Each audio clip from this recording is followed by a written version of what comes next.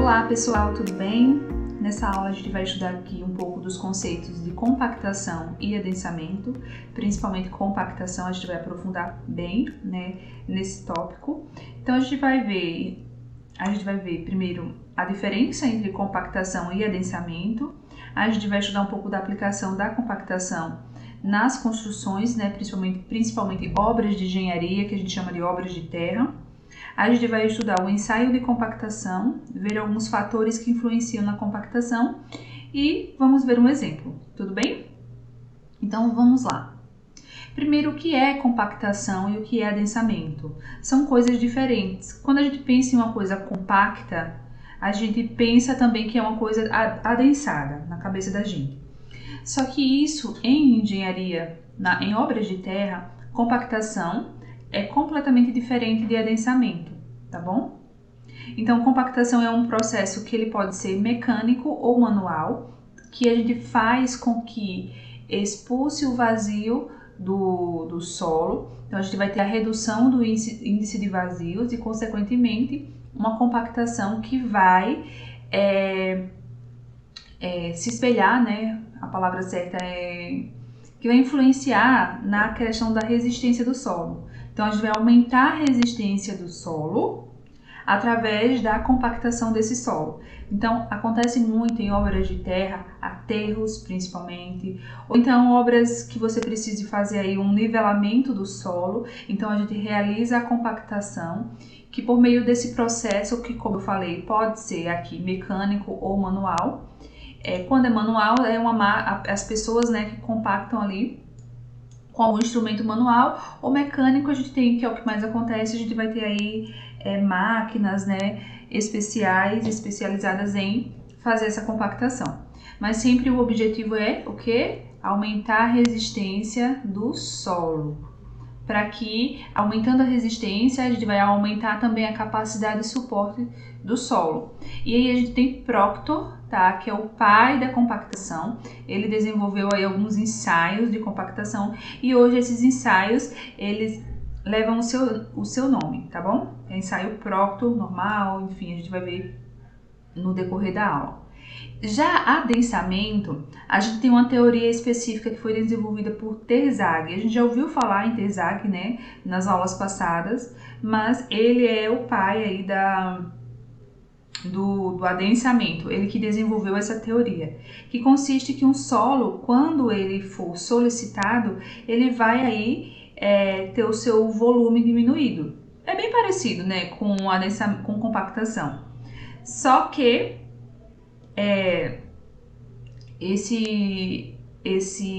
os processos eles são diferentes, tá bom? A gente vai ver aqui agora, ó. O solo, ele tem essa característica de poder ser adensado e poder ser compactado, que a gente chama de compressibilidade. Então, quando a gente fala de adensamento, a gente tem um processo que ele é um processo que acontece, mas acontece no decorrer do tempo. Então, ao longo do tempo, a gente tem esse adensamento do solo, tá? E a gente vai ter, claro, uma variação de volume, mas é devido à drenagem da água dos poros desse solo, tá bom?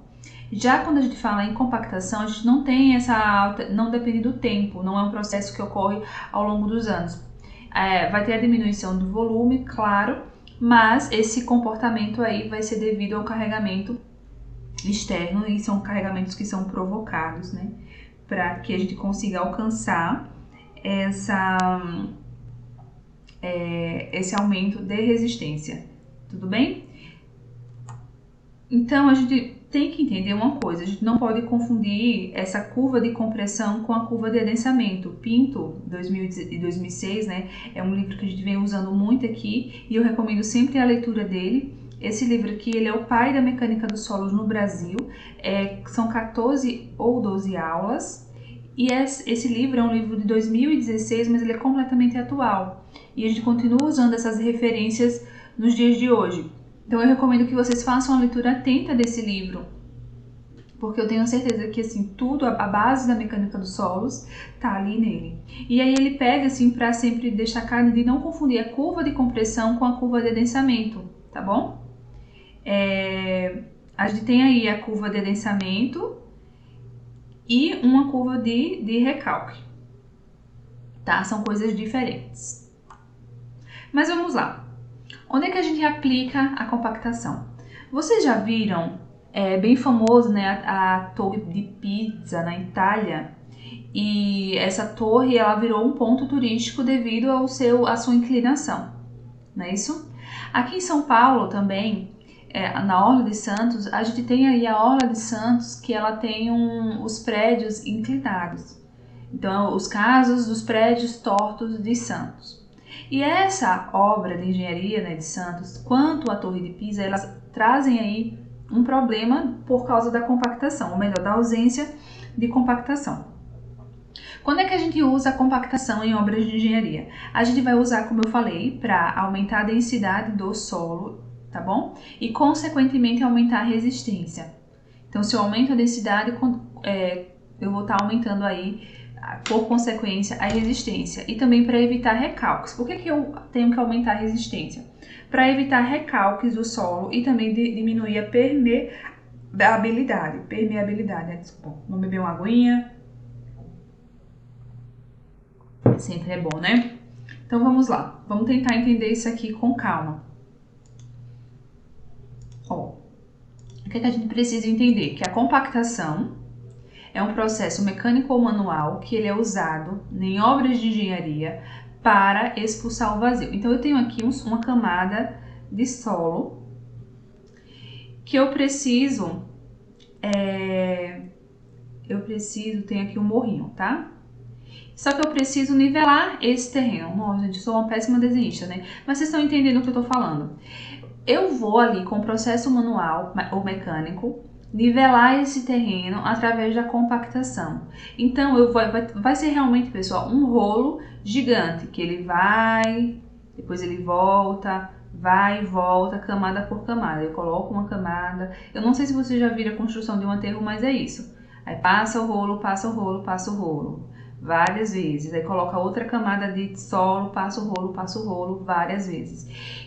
Para que isso? Para aumentar a densidade do solo. À medida que a gente vai passando o rolo, vai expulsando os vazios e, consequentemente, aumentando a densidade e aumentando a resistência também. Isso é feito para aumentar a resistência e evitar recalques. Recalque é justamente o que aconteceu aqui na Torre de Pisa. Eu tenho aqui fundações, não é isso?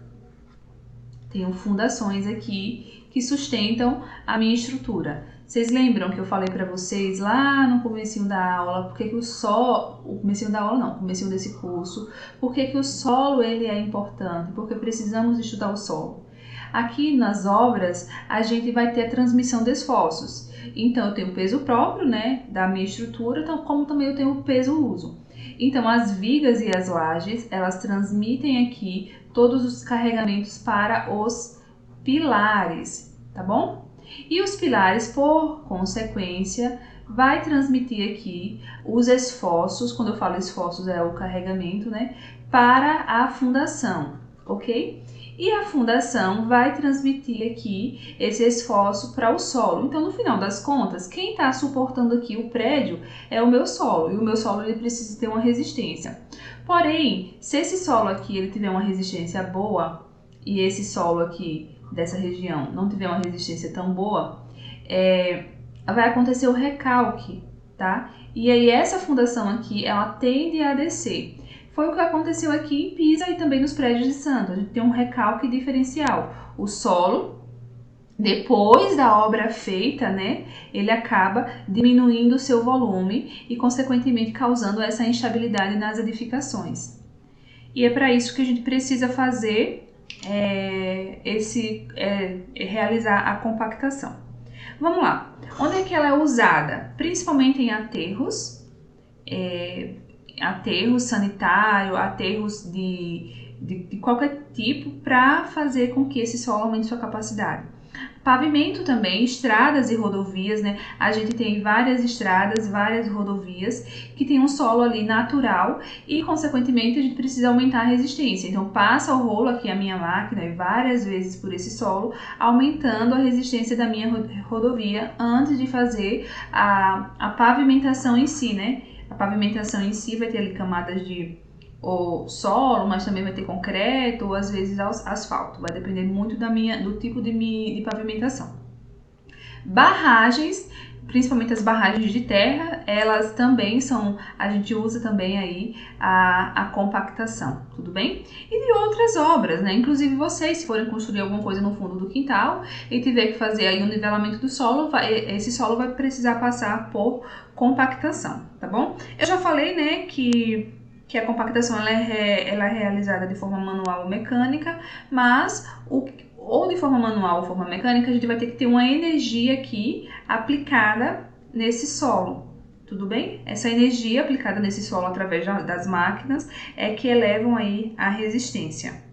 Só que, para que a gente faça essa compactação, a gente precisa umedecer o solo, que é o que a gente chama de umidade ótima.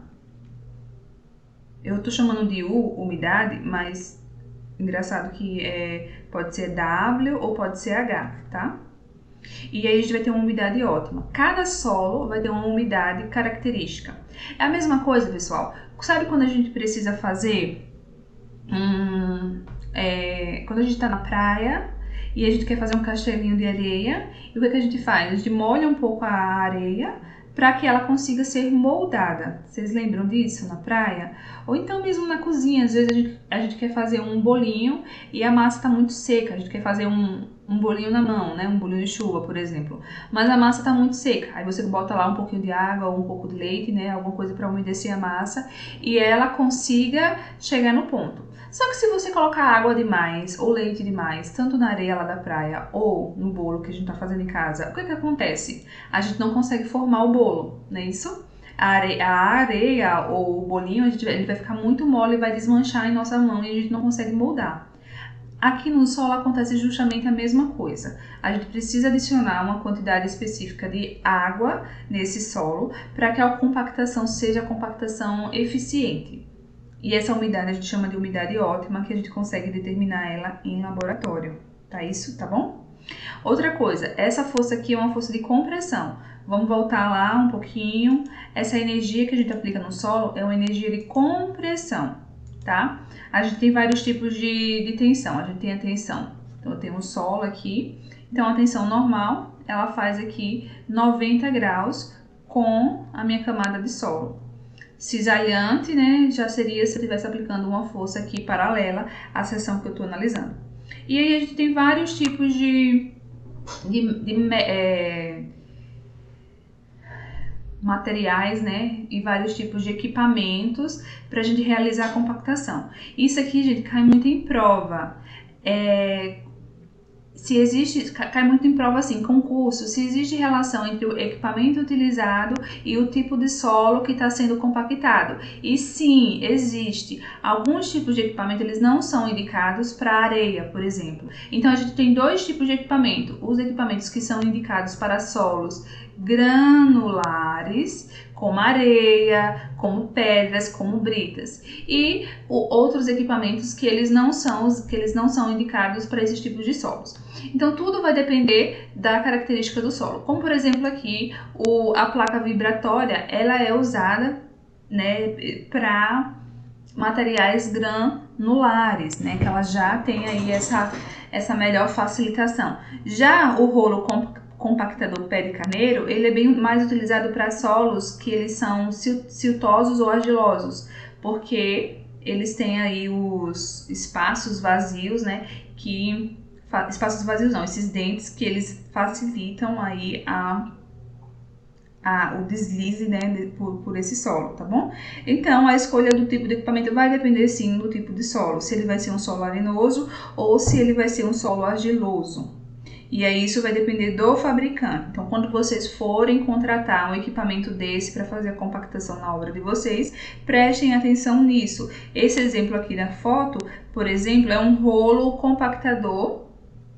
É um rolo compactador, tá vendo? Só que tem outros tipos, vai ter com placa vibratória, vai ter o compactador pé de carneiro, vários tipos de exemplos que vocês precisam aí verificar com o fabricante. Tranquilo? Tudo bem por aí? Vamos seguir? E aí, como eu falei, existe um ensaio de compactação que ele é feito em laboratório. Então, eu preciso fazer aqui uma compactação de um aterro. Esse aterro ele é muito grande, tá? Um aterro é de vários metros quadrados. Como é que eu vou fazer? Eu vou chegar lá e vou aplicar qualquer energia? Não, existe uma energia ótima e existe também uma umidade aí que é ótima, para garantir que essa compactação que for realizada em campo seja adequada e com eficiência máxima. Então, o que a gente faz? A gente vai lá no campo que a gente quer fazer a compactação e coleta uma amostra de solo. Então, eu vou lá, vou pegar o solo de vários pontos, né, de várias amostragens, e vou fazer em laboratório um ensaio de compactação. Esse ensaio de compactação, o que ele vai me falar? Vai me falar a umidade ótima, que é o quanto que eu preciso umedecer o meu solo em campo para atingir a minha resistência máxima. Esse ensaio aqui ele é conhecido como um ensaio normal de Proctor, tá? Lembra de Proctor? Foi ele que estudou isso, então é o ensaio normal de Proctor, ou o famoso Proctor normal. E qual é o objetivo deste ensaio? Gente, o objetivo desse ensaio é ter uma correlação com a umidade e a densidade seca do solo. E, consequentemente, a encontrar aqui a minha densidade máxima com a minha umidade. E aí, volta aqui para aquele exemplo que eu estava falando para vocês. Vamos continuar aqui usando o exemplo de um bolo simples. Então, eu vou misturar farinha, açúcar, uma pitadinha de sal, né, para acertar aí o sabor, para temperar, como diz a minha mãe. E eu vou começar a colocar água aos poucos e vou moldando aí. Então, eu coloco um pouquinho de água aqui, ó, que é a umidade. A umidade é representada pela água e eu vou aumentando. Então, eu coloco um pouquinho de água. Ok, a massa fica esfalerando na mão, eu não consigo moldar. Eu coloco mais um pouquinho de água. Ok, a minha massa começa a dar liga, mas infelizmente ela ainda está craquelando. Aí eu boto um pouco de água, ok, fiz bolinhos lindos, maravilhosos. Mas eu acho que ainda vou colocar mais um pouco. Coloco mais um pouco de água. O que acontece agora? A minha massa ela fica horrível. Ela já começa a desmanchar, ficar mole demais. Se eu colocar mais água, exatamente vai acontecer a mesma coisa. Então, o que é que isso significa? Que quando vai ter uma umidade ótima, ou seja, um teor de água que eu vou acrescentar, que eu vou ter aqui a minha resistência máxima. Se eu colocar mais água na minha massa, no meu bolo aqui, eu não vou conseguir moldar esse bolinho. Ele vai ficar muito mole, muito aguado e ele não vou conseguir fazer a forma que eu quero. Então, é exatamente esse ensaio aqui, tá bom? Eu tenho a umidade que eu chamo ótima, que eu consigo correlacionar ela com a densidade seca máxima. E aí, como é que a gente faz aqui? E aí, vamos lá. Só revisando aqui. Com o aumento do teor de umidade, consequentemente, eu vou aumentando também a minha resistência do meu solo, tá bom? Mas, a partir desse valor aqui, que é o máximo possível, eu não tenho mais resistência. Pelo contrário, eu vou ter uma diminuição da minha resistência. E essa aqui é a famosa curva de compactação, tudo bem? Então, esse exemplo aqui é o exemplo de alguns tipos, né, de solos tipicamente brasileiros, tá? O que a gente consegue perceber, ó? Aqui, essa curva A, ela é pedregulho bem graduado. Então, eu tenho que a umidade ótima vai ser...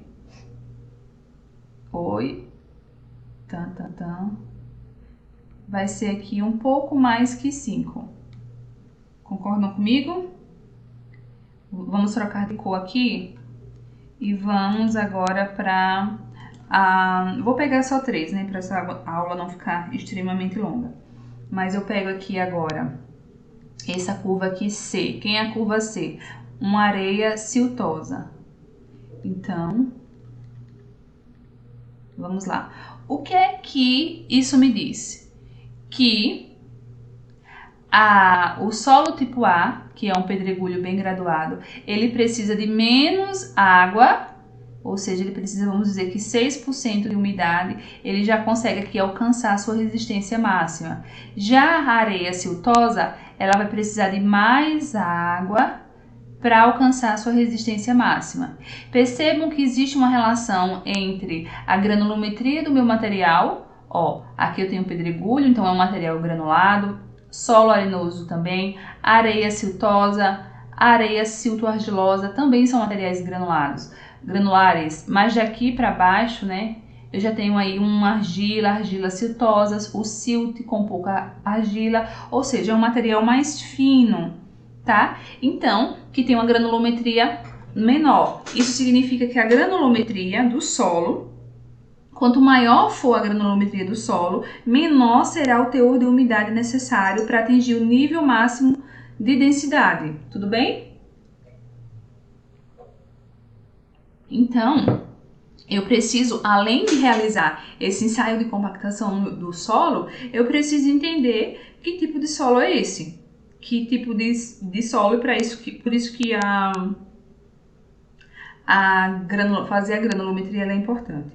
Mas não é só a granulometria que vai impactar na resistência do solo. Como eu falei, a umidade, né, também vai impactar, porque se eu tenho um solo com muita água, e aí a gente volta lá na nossa primeira aula, né, tem um morro aqui com várias árvores e tem esse solo aqui, várias árvores, né, e tem esse solo aqui dentro do meu morro.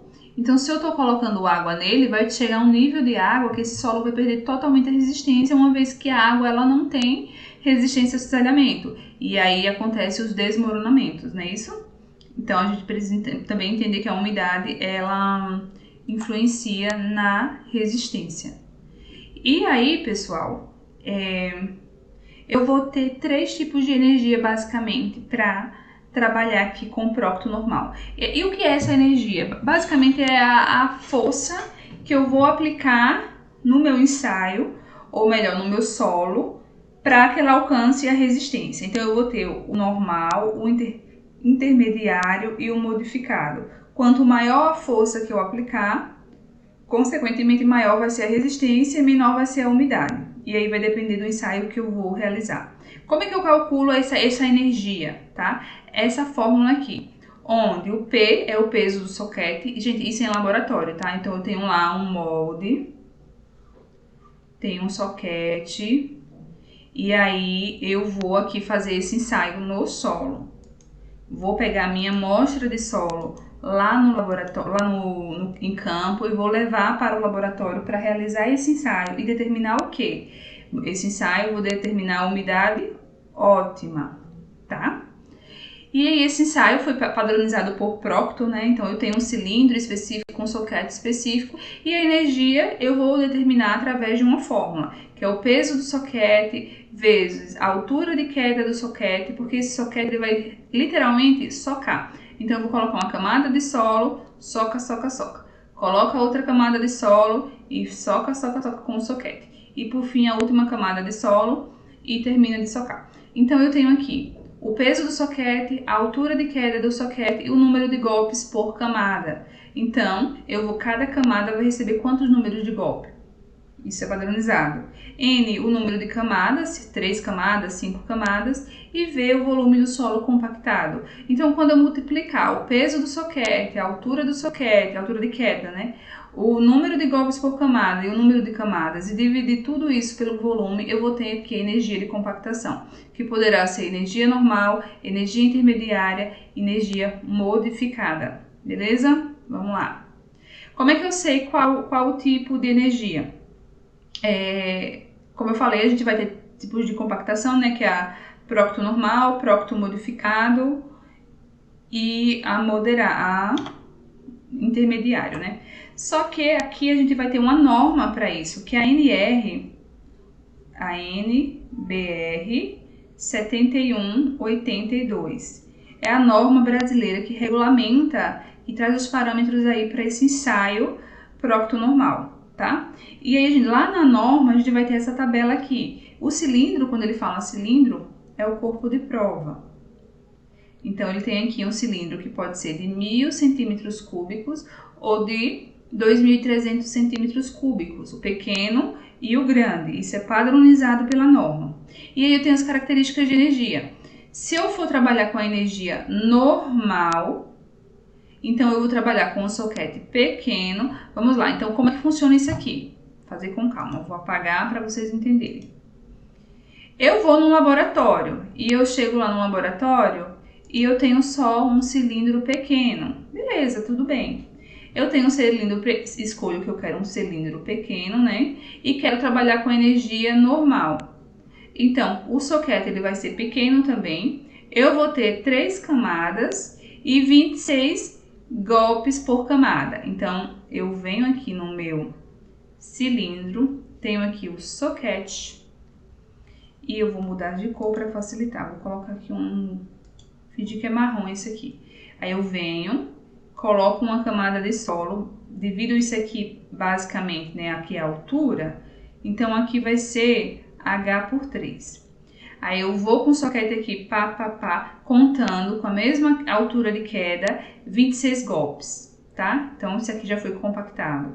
Coloco aqui de novo outra camada, mais 26 golpes. E por fim a última camada, mais 26 golpes. E aí por fim eu vou realizar o ensaio, né? Outro ensaio que eu vou explicar daqui a pouco, para chegar na resistência e na umidade. E é assim que eu determino.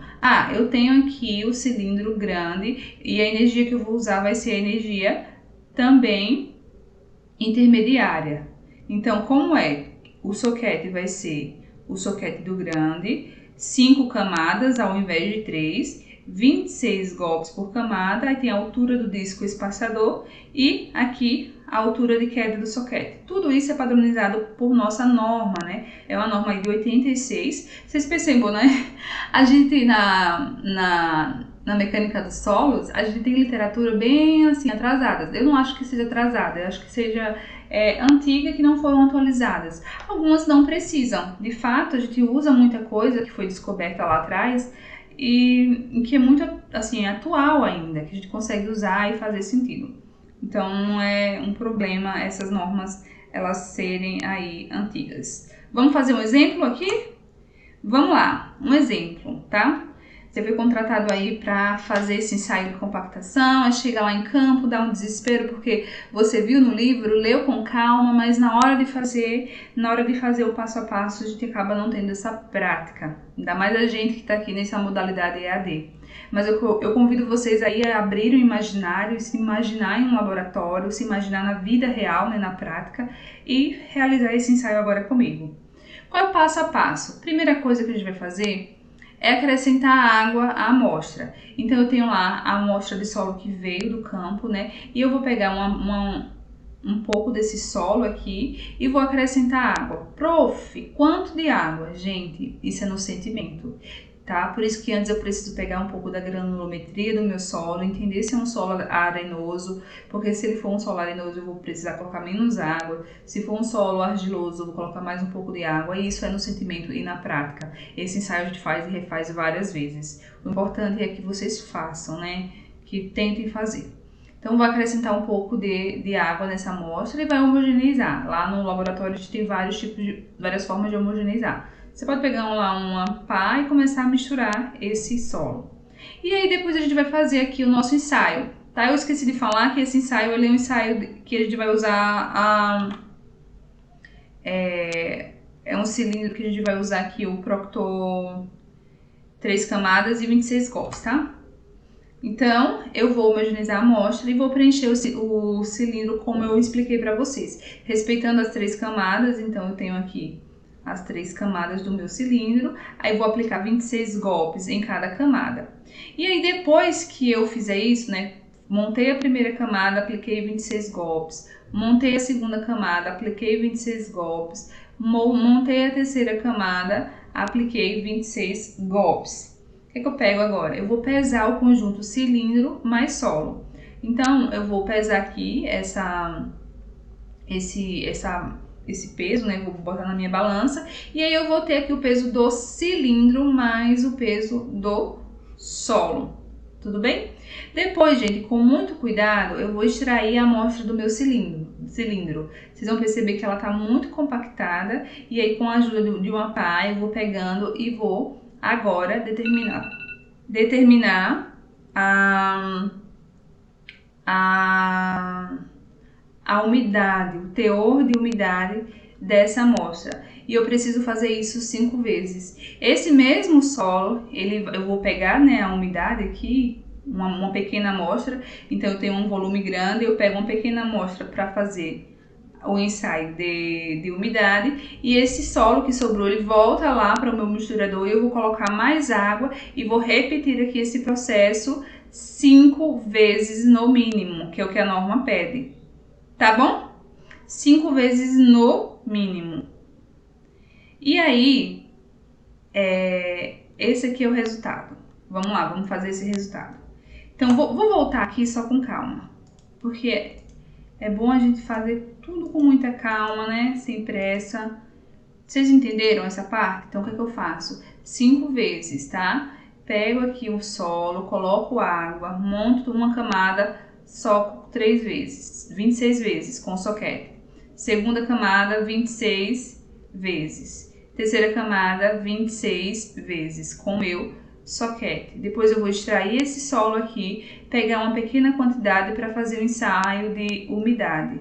E com o resto do solo eu volto e acrescento mais água. Depois eu vou homogeneizar de novo, com muito cuidado, para que fique 100% homogêneo esse solo. E repito a operação, no mínimo 5 vezes, tá bom? E com esse ensaio aqui, com esse ensaio que eu vou determinar a umidade, o que eu faço? Então vamos lá. Primeira coisa, eu vou ter 5 amostras e eu vou fazer em triplicata. Então eu vou pegar esse aqui, uma amostra que foi a primeira vez, segunda vez, né? A terceira vez fui lá, coloquei mais água, coletei outra amostra de solo, 4 vezes, 5 vezes, no mínimo, tudo bem? Então eu tenho aqui 3 amostras, que essas amostras elas vêm aqui desse passo 7 aqui, desse meu passo a passo. Eu vou pegar cápsula em laboratório. Essas cápsulas, elas são cápsulas cerâmicas. O que eu faço com essas cápsulas? Eu coloco elas para secar em uma estufa a 105 graus Celsius. Por que 105, prof? Porque 100 a água vai embora. Então 5 é para dar esse chorinho aqui, para garantir que a minha cerâmica ficou bem seca. Deixo ela lá por 24 horas secando na estufa, sem nada, e peso essa cápsula. Então eu tenho aqui várias cápsulas que eu chamei de cápsula A, B e C. A, B e C. Então vai ser A1, B1, C1, A2, B2, C2 e assim sucessivamente, tá bom? Porque eu preciso nomear as minhas cápsulas, para eu não perdê-las, né? Para eu não trocar aqui, para eu não trocar aqui as coisas. Então eu vou pesar essa cápsula, tá? Eu sequei ela, eu sei que ela não tem nenhuma umidade, eu vou pesar ela lá no meu laboratório. Então eu tenho aqui o peso de todas as cápsulas. Depois que eu pesar, essa amostra que veio aqui desse passo, eu vou colocar essa amostra dentro da cápsula, que eu já sei o peso da cápsula. E aí eu vou pesar mais uma vez. Então eu vou pesar o conjunto cápsula mais solo, esse solo úmido, vou colocar na balança e vou pesar. Então se a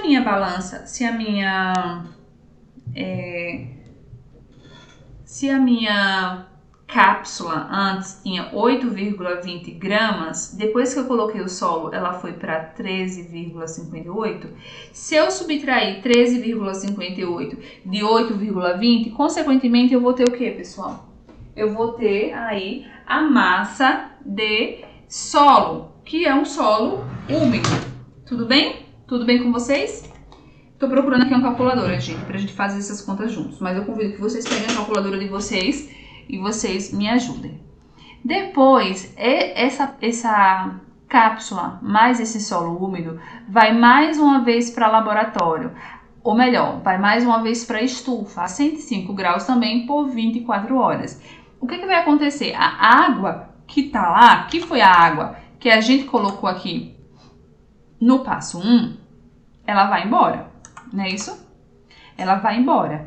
E aí eu vou tirar essa amostra aqui da estufa e vou pesar mais uma vez. Então eu vou ter o peso da cápsula mais o solo seco. Pessoal, eu vou ter que fazer isso para todas as minhas amostras. Por isso que eu tenho que ter muito cuidado na hora de nomear, para eu não trocar, né, cápsulas, enfim, trocar o nome das amostras e as amostras em si. E o meu ensaio dá completamente errado, porque eu fiz aí as coisas né, nas pressas, enfim, e não anotei, tudo bem? E aí eu vou fazer isso um por um. Vou pesar a cápsula seca, né, na estufa. Vou pesar depois a cápsula mais o solo. E, por fim, depois de 24 horas na estufa, eu vou pesar aqui a amostra mais a cápsula mais uma vez. Como é que eu faço isso? Eu sempre vou no laboratório um dia antes, né, de noite. Amanhã eu sei que vai chegar um ensaio para eu fazer, um solo. Então eu já coloco o número das cápsulas, já coloco a cápsula na estufa para secar, depois eu já tiro ela e já faço aqui a anotação do peso da cápsula, porque amanhã, quando o meu solo chegar, eu só vou compactar e colocar a amostra dentro da cápsula e pesar, para facilitar a minha vida, não é isso? E aí, vamos lá. Depois, pessoal, que eu fizer tudo isso... uma coisa que eu não falei, que é o que a gente precisa fazer. Como eu já falei, esse ensaio ele é normatizado, né, pela NBR 6457. Então, esse ensaio aqui de umidade, tá? E eu preciso determinar a umidade higroscópica dele também, tá bom? Acho que eu não falei disso, mas falei agora. Vamos lá. Depois que a gente calculou, depois que a gente fez, né, tudo isso, a gente vem aqui calcular o teor de umidade. Pessoal, teor de umidade é simplesmente uma regrinha de 3, ok? É uma regrinha de 3.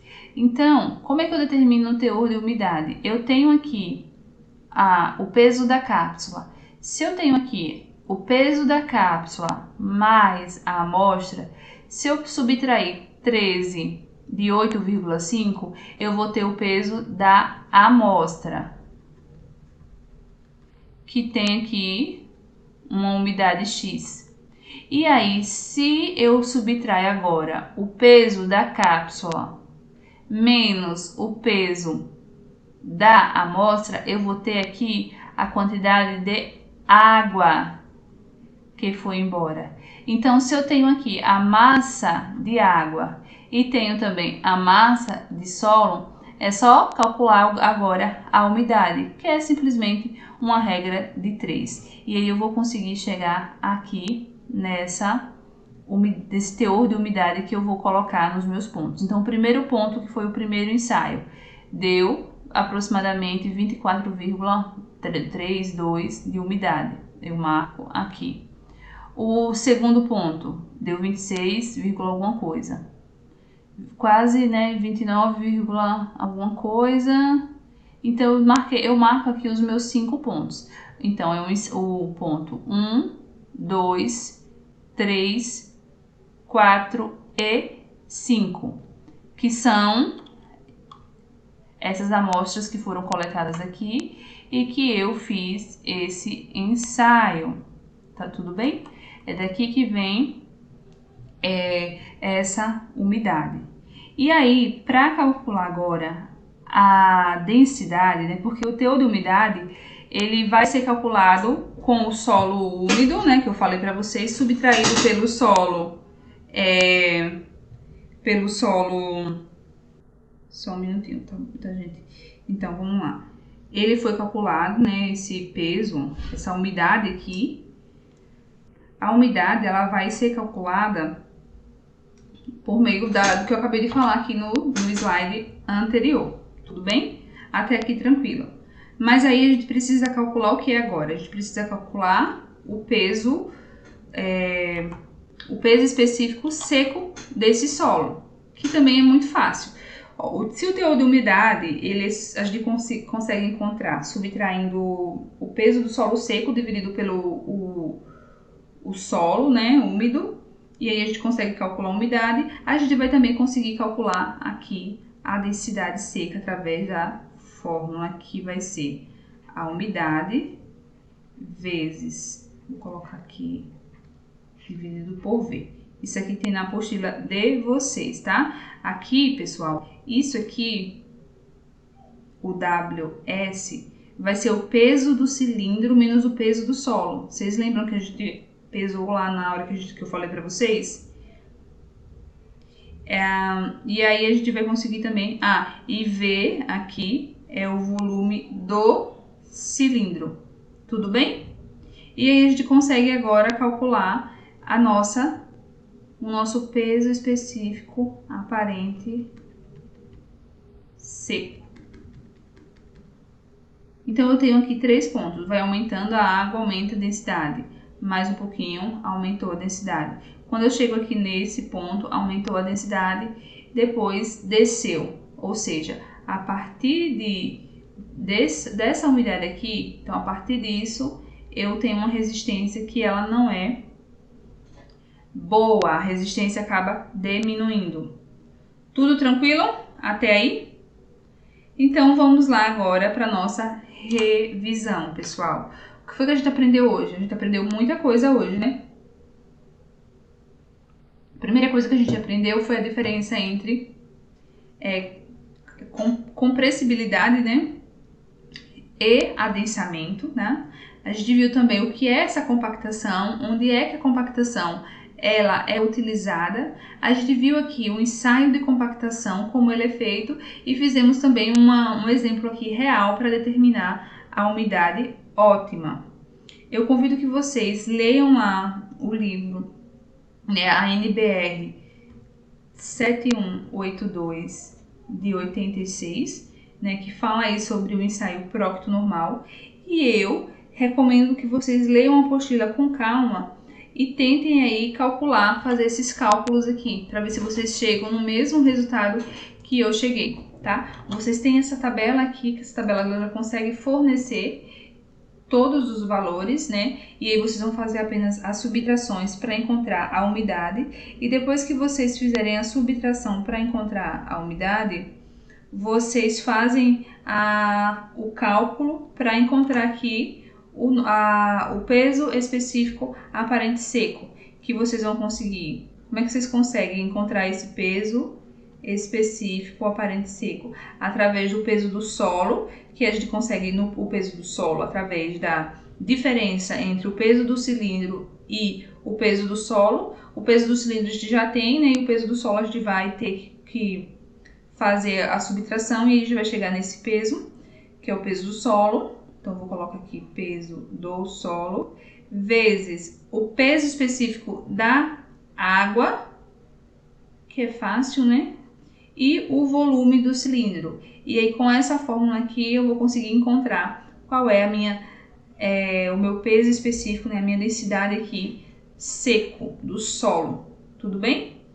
Depois que vocês calcularem isso, a gente vai calcular também a umidade, né, que a gente já aprendeu a calcular, e vamos traçar esses pontos aqui, ou no Excel, ou em algum lugar. E vamos encontrar a umidade ótima, que no meu caso aqui deu 29, alguns pouquinhos.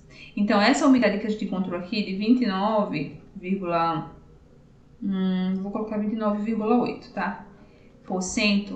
Significa o quê? Que lá no solo, em campo, quando eu começar a compactar, eu vou ter que umedecer o meu solo até aproximadamente 29,8 para garantir que eu tenha resistência aí adequada. Tudo bem, pessoal? Espero que vocês tenham gostado da aula de hoje. Parabéns mais uma vez por ter chegado até aqui. Essas são algumas referências e até a próxima aula.